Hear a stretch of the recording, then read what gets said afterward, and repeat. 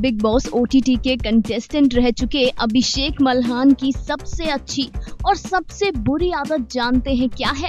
अभिषेक की सबसे अच्छी और सबसे बुरी आदत है सच बोलने की आदत। बिग बॉस के घर में भी अक्सर अभिषेक झगड़ों में पड़ जाते थे सच बोलने की वजह से। पूजा भट्ट की नजरों में अभिषेक बैड बॉय बन गए सच बोलने की वजह से। सलमान खान ने भी अभिषेक को खूब जलील किया सच बोलने की वजह से। एक बार फिर से ट्विटर स्पेस में आकर अभिषेक मल्हान ने सच बोला है। सच सलमान खान को लेकर, पूजा भट्ट को लेकर और बिग बॉस के मेकर्स को लेकर। अभिषेक ने बताया है कि कैसे बिग बॉस के मेकर्स पूजा भट्ट को फेवर करते थे। अभिषेक ने पूजा भट्ट पर, मेकर्स पर, सलमान खान पर क्या कहा, जरा ये सुनिए। हाय, तो अभिषेक भाई, ये खबरी भाई आए हैं। खबरी भाई नमस्ते। हाँ खबरी। हेलो अभिषेक भाई, कैसे हो भाई? बढ़िया। अच्छा, बाकी देखो, मैं ये तो नहीं बोलूंगा आपने कैसे करो, तो आपको पता लग ही गया बाहर देख के कितना सपोर्ट आपको मिल रहा है, कितना आपको ऑडियंस का प्यार मिल रहा है। मैं ना थोड़ा आपको बिग बॉस के अंदर का थोड़ा सा कुछ पूछना चाहता हूँ। जैसे हम सबको बाहर जो हम ऑडियंस थे, हमें क्लियरली दिख रहा था कि मेकर्स पूजा भट्ट को डे 1 से सपोर्ट कर रहे थे। फैंस को उसका मतलब जीरो सपोर्ट था, उसको कोई भी पसंद नहीं करता था। लेकिन मेकर्स उसकी तरफ इतना ज्यादा बायस थे, आप मतलब यहाँ से अंदाजा लगा सकते हो उस बंदी को, बेबिका, जो मोस्ट हेटेड कंटेस्टेंट थी इस सीजन की, उससे भी कम वोट पूजा भट्ट को मिले।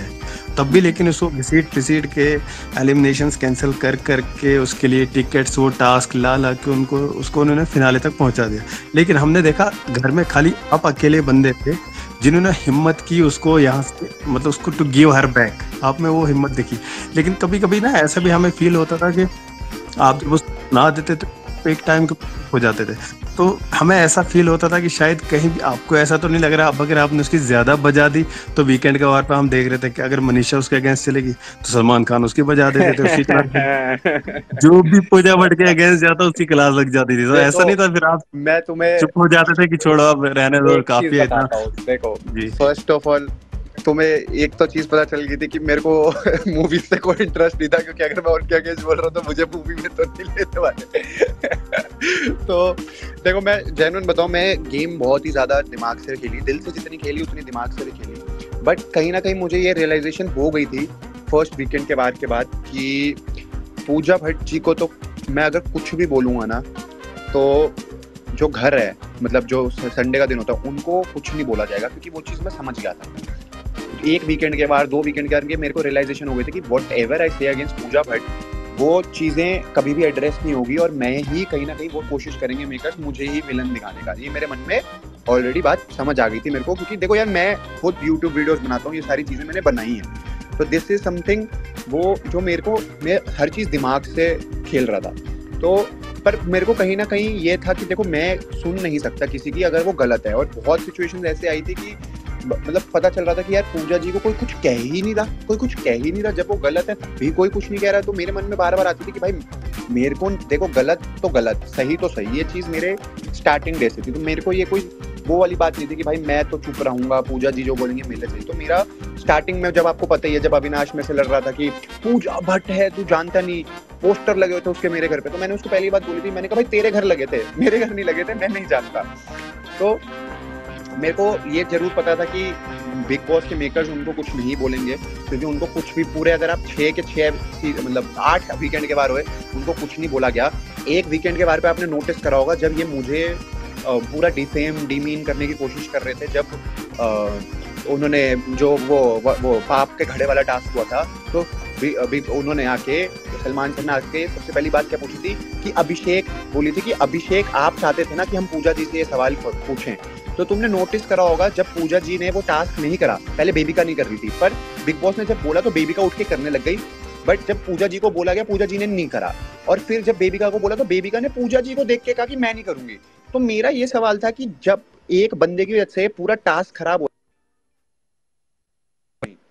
तो बस मेरे मन में ये बात आ गई थी। और फिर मैंने उनको मतलब बोला कि भाई तुम बिग बॉस को अब पूछना चाहिए इनसे ये सवाल कि भाई इनको क्यों नहीं पूछ रहे, इनको भी तो पूछो ना कि ये टास्क क्यों नहीं कर रही। तो मेरे लिए देखो, मैंने हमेशा ये बात बोली थी कि मैं उनको रिस्पेक्ट करता हूँ, क्योंकि देख उनका ऑरा बहुत अच्छा था, मतलब she was a wise lady, उनके लाइक इंटेलेक्चुअल वो बहुत थी, उनके लाइफ एक्सपीरियंसेस बहुत अच्छे थे, बट जहाँ वो गलत थी उनके अगेंस्ट मैं देख रहा था कोई नहीं बोल रहा था, तो मेरे को ये था भाई मैं तो बोलूँगा। और जहाँ पर ये सिचुएशन है कि हाँ बिग बॉस मेकर्स थोड़े उनके साथ तो देखो थोड़े बायस थे, ये देखो सबका। अभिषेक भाई आपको थोड़ा लग रहा है, हमें ऑडियंस को तो दिख रहा है कि पूरा 100% ही बायस भाई वो तो मैं देखो तुम्हें क्या बताया कि जब पूजा जी ने ये बात बोली कि मैं नहीं टास्क करूंगी, तब वो टास्क कैंसिल हुआ। तो बिग बॉस अगर मैं ये चीज करता ना तो मेरी तो धज्जियां उड़ा देते। तो तुम एक बात बताओ, उनसे क्यों नहीं पूछा गया? और फिर सलमान जी आके बोलते हैं कि अरे अभिषेक चाहते थे ये पूछो, मैं बिल्कुल चाहता था कि पूछे। क्यों भाई, क्यों? जब टास्क रद्द आपकी अच्छे हुआ तो बता, पूछना बिल्कुल बनता है। बात तो सही है फुकरा इंसान। ये तो जनता को भी लगा है कि सलमान खान पूजा भट्ट को अपने कंधों पर बिठाकर गेम में आगे लेकर आए हैं।